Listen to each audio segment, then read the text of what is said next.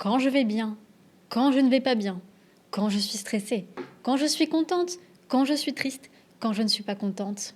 Il n'y a qu'une seule solution. La chocolatine. Ah, la chocolatine, ça passe toujours. Ça, il n'y a aucun problème. C'est ma solution émotionnelle à tous mes problèmes, tu vois. C'est simple, j'en ai toujours envie. Toujours, quelle que soit l'heure, quel que soit le moment, quel que soit mon état. Chocolatine forever. J'adore faire les vidéos où on parle de nourriture. Donc aujourd'hui, je vais te donner 10 choses à tester absolument dans une boulangerie française. Si tu as une boulangerie française pas loin de chez toi ou que tu prévois un voyage à Paris, eh bien, il faut goûter tout ça, toutes ces spécialités.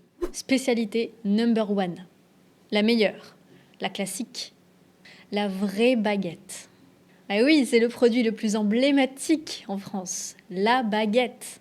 Mes élèves, ils me demandent souvent, est-ce que c'est vrai que les Français achètent des baguettes tous les jours? Eh bien, oui, c'est vrai. C'est simple, on mange du pain à tous les repas. Le matin avec du beurre et de la confiture, le midi pour le déjeuner et le soir également, pourquoi pas avec une soupe. Ou pas d'ailleurs, juste comme ça. Quand j'étais petite, mon papa, il rentrait toujours du travail avec une baguette. Le pain est toujours meilleur quand il est frais, quand il est fabriqué le jour même et qu'on le mange le même jour. Sinon, il devient très vite un peu dur et là, il est beaucoup moins bon. Et puis, c'est notre petit plaisir d'aller acheter notre baguette. Moi, j'adore, c'est ma petite sortie, je prends 10 minutes pour aller acheter ma baguette. Quand la baguette est encore bien chaude, c'est un bonheur indéfinissable. Et bien sûr, comme le veut la tradition, on mange toujours le quignon, c'est-à-dire le petit bout rond aux extrémités de la baguette. On le mange sur le chemin. C'est un peu le privilège de la personne qui s'est motivée à aller acheter la baguette. Deuxième chose, la tradition. Tu pourrais me dire, mais Nelly, c'est la même chose, la tradition, la baguette. Non, non, non, pas du tout. Bon, si, un peu, ça ressemble visuellement. Mais la tradition, elle est souvent plus croustillante, plus savoureuse.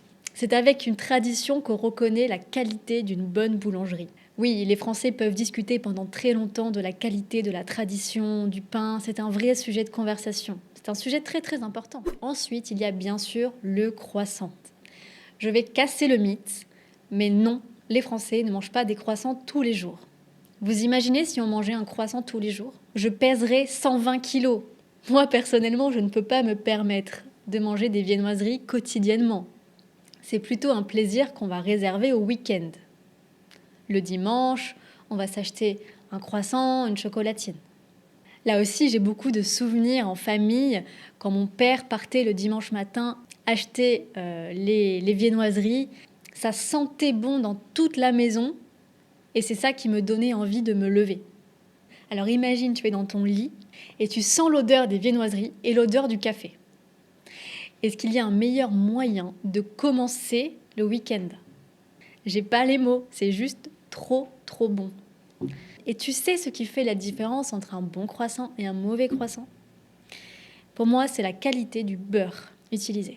On ne rigole pas avec le beurre, c'est très important. En ce moment, je suis en Indonésie et il y a des boulangeries françaises, mais je n'arrive pas à retrouver le goût du vrai croissant et je pense que ça vient de la qualité du beurre.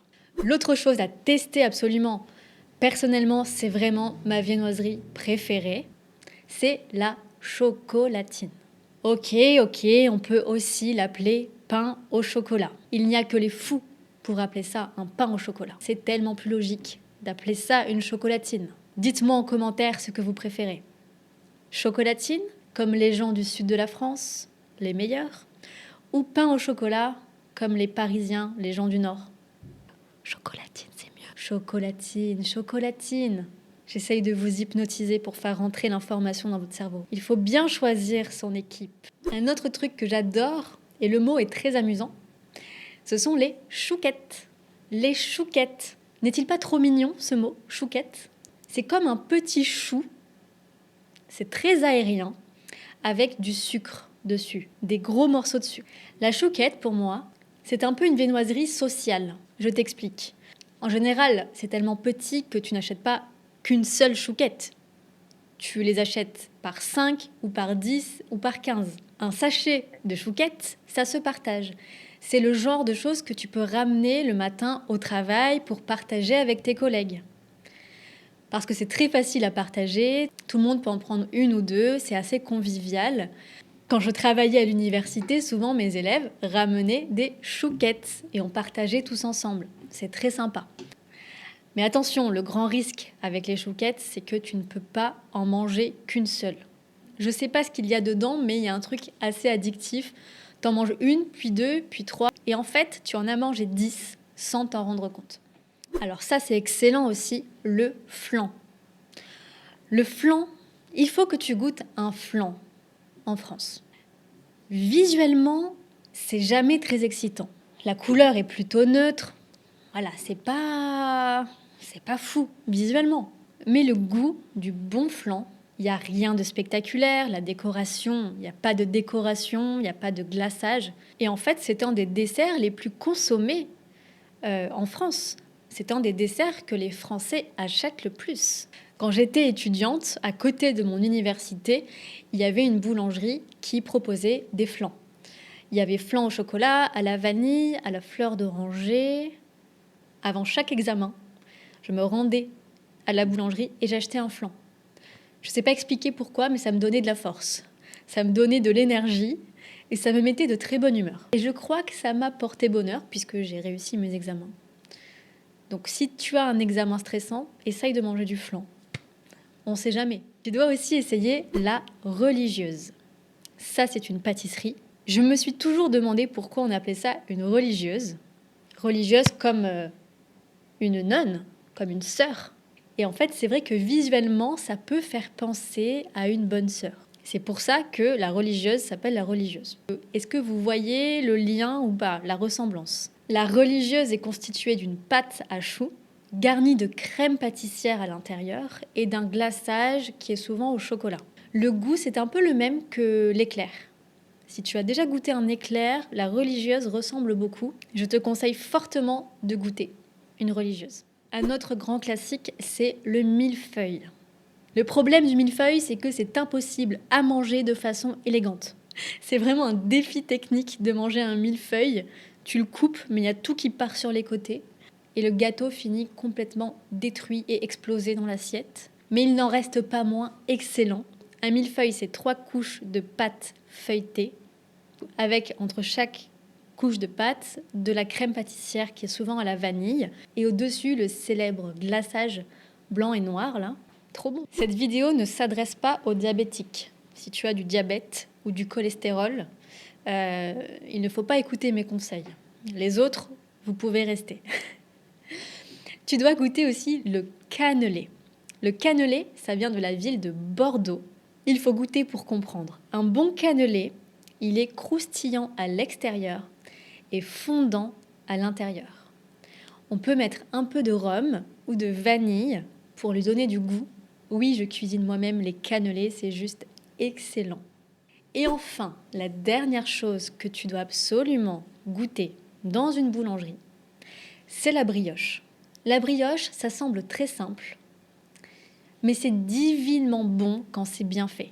C'est juste du beurre et des œufs, mais ce goût beurré, légèrement sucré, avec quelques pépites de chocolat, c'est encore meilleur. Dites-moi en commentaire laquelle de ces pâtisseries ou viennoiseries vous aimeriez goûter et quelle est votre préférée si vous avez déjà goûté. Pour ma part, vous le savez, c'est bien sûr la chocolatine. Merci pour votre soutien, merci d'être abonné à la chaîne Français avec Nelly. J'espère que vous avez passé un moment aussi agréable que moi. En tout cas, tout cela m'a donné très faim, donc je vais aller tout de suite à la boulangerie acheter quelques viennoiseries. Si cette vidéo vous a plu et que vous souhaitez m'encourager à continuer, eh bien vous pouvez m'offrir un café sur le site Buy Me a Coffee. Ce café accompagnera à merveille ma chocolatine, sachez-le. En plus, je viens de finir le mien et je vais avoir besoin d'énergie pour faire d'autres vidéos.